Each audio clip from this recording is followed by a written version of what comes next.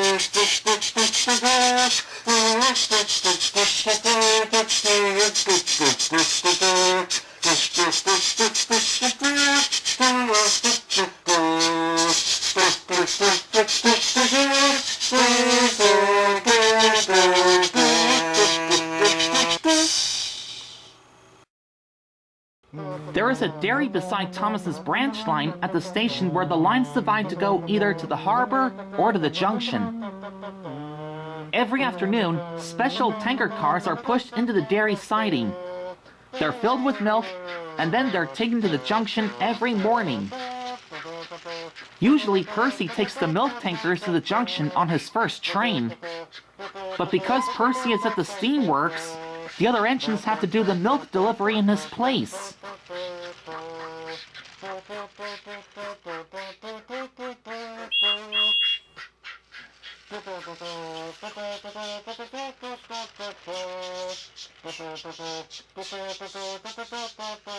Thomas explained about the dairy to Wilbert. There's a hose pipe thing which puts the milk into the tankers. They'll be ready by the time you get there for the first train. Sounds easy enough. Thomas told Wilbert many other details too. Wilbert listened carefully, trying hard to remember them all. Later that day, Wilbert enjoyed himself. He was a much more powerful engine than Percy, so he found he could go easily with Percy's trains.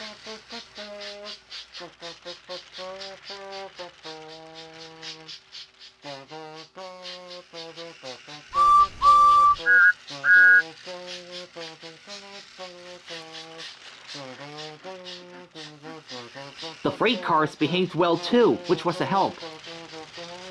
He's strong. He sure is. Don't upset him. You never know what he might do to get his own back.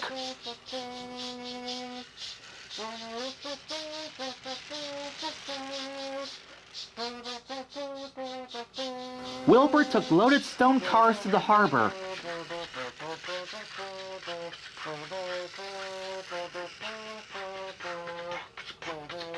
On his way back with empty cars, he stopped at the station by the dairy and pushed the empty cars into a siding. He left them and set out towards the junction, pulling just a few vans. Right. I'll leave these vans at the junction and bring the empty tankers back. Then when they are put in the dairy siding, I take the stone cars to the top station. Wilbert met James when he reached the junction.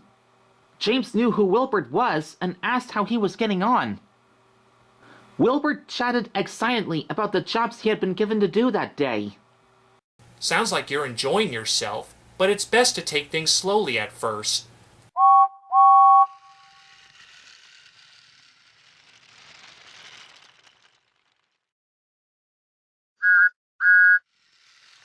Wilbert continued his journey.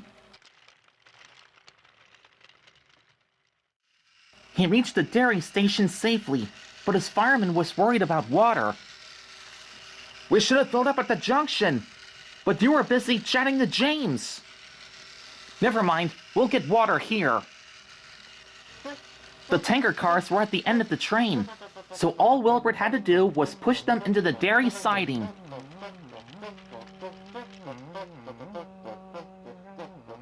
Then he drew forward and stopped beside the hose pipe. Just in time.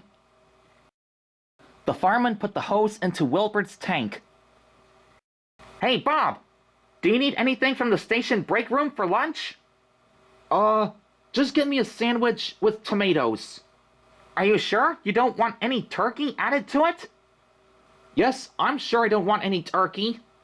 All right, I'll get you a sandwich with tomatoes, but no turkey. Then there was trouble. When the fireman returned, he found that Wilbert had stopped at the wrong hose pipe. His tank was full, but not with water, with milk. Oh no! That hose pipe is full of milk! Wilbert will be foaming at the funnel if any of that milk gets into the boiler. Quickly, they put out Wilbert's fire, and the fireman telephoned for help. Thomas came as soon as he could and pulled Wilbert back to the top station.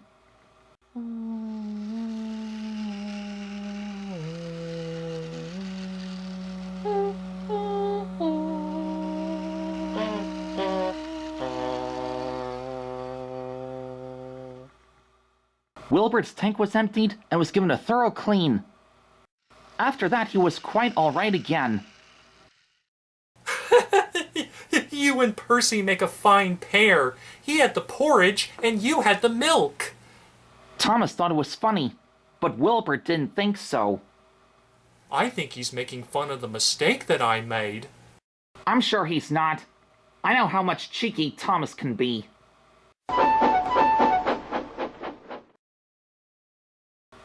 The next day, Percy came back from the steamworks. Thomas and Toby smiled. Then Sir Topham Hatt came to see Wilbert. You've done well so far, Wilbert. Apart from drinking all that milk. Wilbert looked abashed. I'm sorry, sir. It's all right, Wilbert. A mistake any engine could make. Now that Percy is back, you can go and help on Duck's branch line. Wilbert puffed away. Percy, Thomas, and Toby were sorry to see him go.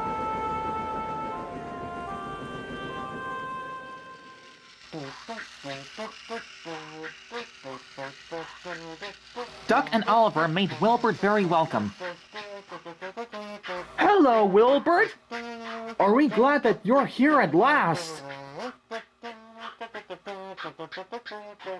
Duck let him travel in front of his next train so that he could see what the line was like.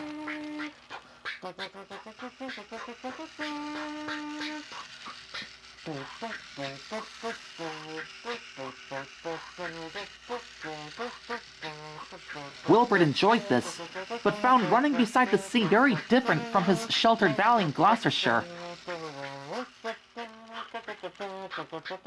Next day, he began regular work.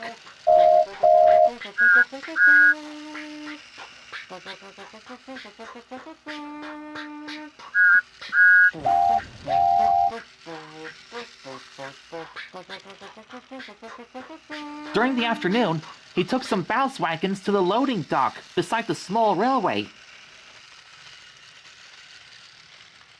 Rex, Bert, and Mike were delighted to show off their station to a new engine.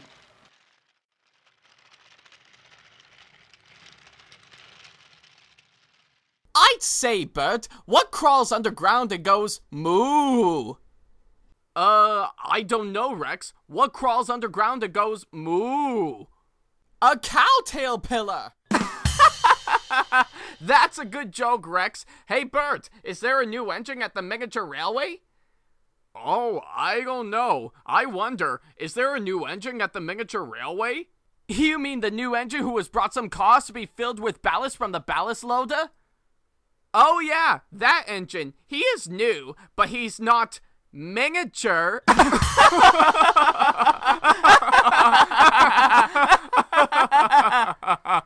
Those miniature engines. Like the other freight cars, those on Duck's line decided that they had better behave too. Donald and Douglas had kept them all in order, but Wilbert made sure that they didn't forget what the twins had taught them. One day, Wilbert was at the ballast loader.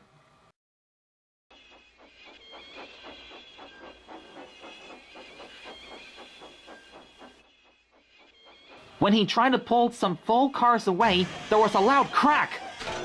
Wilbert shot backwards. The fireman got down to look. The coupling gear on the wagon has pulled away. Now what? Beside them, watching with interest, was Bert. I pulled a train which was glued together once, when one of my couplings broke. We need more than glue. Then Wilbert's driver noticed a coil of signal wire lying beside the line. Could we do anything with that? We never moved a train with wire before. But what about just one freight car? I bet I could pull one freight car with wire. The station master who had come to see what was wrong thinks it's a good idea. That just might work. I'll go and tell the signalman what you're doing. Let me know when you're ready. The fireman wound the wire around the buffer beam of the freight car, leaving long loops. These he twisted into a rope, making a small loop at the end, which he had fastened to Wilbert's coupling hook. A shunter uncoupled the front freight car from the rest, and at last everything was ready. Right, Wilbert. Gently now. The driver opened the regulator very carefully, easing Wilbert slowly backwards. The wire tightened, stretched, and held. Slowly, the freight car followed Wilbert out of the siding. Then Wilbert pushed it into another siding out of the way and went back to his ballast train.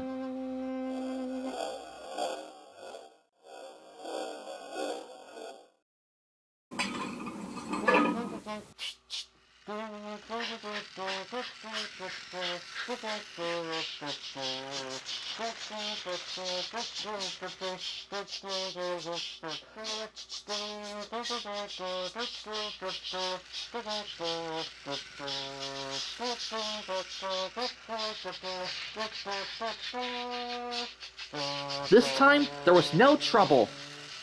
Wilbert reached the big station late but safely. By the end of this day, Sir Topham knew that an engine like Wilbert was exactly what he needed. I am delighted, Wilbert. Please take our best wishes to your friends in the Forest of Dean. We hope your line there will be as successful as your work here. Thomas, Percy, and Toby came to the junction to see Wilbert off, and whistled cheerfully as he passed. I had a wonderful time, but I'm looking forward to getting home. Goodbye, and thank you. With a whistle, Wilbert rounded the curve and disappeared into the tunnel.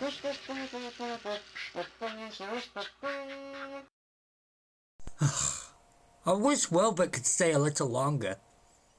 Do you think we'll ever see him again? I hope so. Perhaps we can visit Wilbert. Or perhaps he can come back and visit us one day. Well, that depends. You'll never know, only when time will tell. Maybe we'll be together again someday. I suppose so.